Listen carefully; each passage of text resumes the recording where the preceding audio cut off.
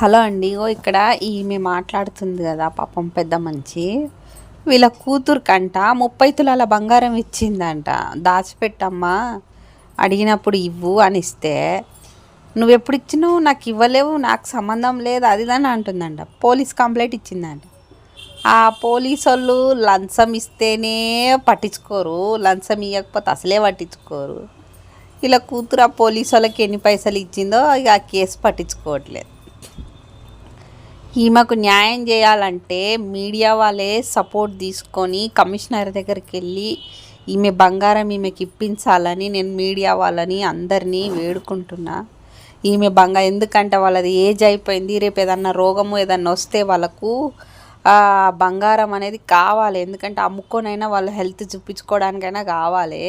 ఆ పోలీసు వాళ్ళని అస్సలు నమ్మొద్దు. వాళ్ళు లంచం ఎక్కడిస్తే అక్కడనే మాట్లాడతారు ఆ పోలీసు వాళ్ళు. ప్లీజ్